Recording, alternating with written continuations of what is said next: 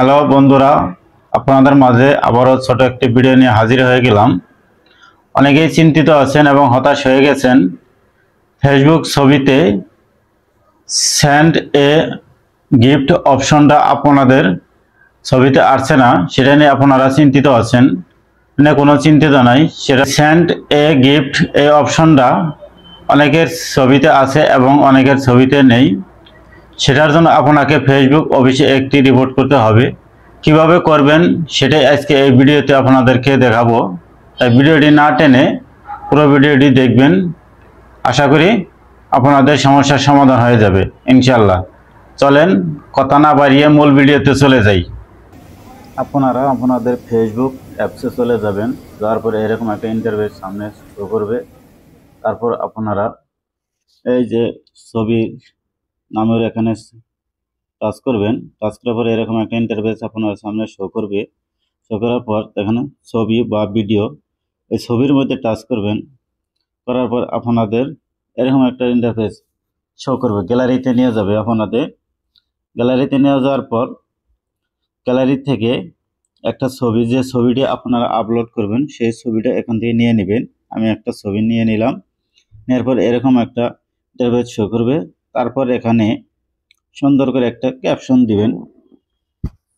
Caption দেওয়ার পর দেখেন আমি একটা ক্যাপশন লিখে নিচ্ছি, শুভ বিকেল। এখন যে কোনো একটা ক্যাপশন লিখে নেবেন। নেওয়ার পর ওই ডান পাশে উপরে নেক্সট লেখা আছে, নেক্সটে চাপ দিবেন। দেওয়ার পর এরকম একটা ইন্টারফেস আপনাদের সামনে শো করবে। শো করার পর দেখুন মনিটাইজেশন, এখানে একটা চাপ দিবেন। চাপ দেওয়ার পর এরকম আবারও একটা ইন্টারফেস শো করবে আপনাদের সামনে। দেখেন এখানে একটা বাটন আছে, অফ করা আছে। এটা অন করা থাকলে আপনাদের ছবিতে স্টার অপশনটা শো করবে। দেখেন এখানে কিন্তু বারবার চাপ দিলেও এটা অন হচ্ছে না, কারণ ফেসবুক দুল অন করে না দেয় তাহলে এটা অন হবে না। এখানে যতই চাপেন অন হবে না। এর একটা স্ক্রিনশট আপনারা নিয়ে নেবেন। নেওয়ার পর আবার ফেসবুক পেজে এসে এখানে আসবেন। আসার পর আপনাদের আইডিতে আসবেন। আসার পর ধরেন থ্রি ডট আছে, থ্রি ডটে চাপ দিবেন। দেওয়ার পর একটু স্ক্রল করে নিচে আসবেন। পেজ থাকলে পেজ বা প্রোফাইল থাকলে প্রোফাইলের লিঙ্কটা কপি করে নেবেন। আপনাদেরকে এর লিঙ্ক কপি করতেই হবে। করার পর আবার আপনাদের আইডিতে চলে যাবেন। একটু ব্যাগে আসবেন। ব্যাগে আসার পর উপরে ওই থ্রি ডট মেনুতে আবার চাপ দিবেন। থ্রি ডট মেনুতে চাপ দেওয়ার পর আপনাদেরকে এরকম আবার ইন্টারফেসে চলে আসবে।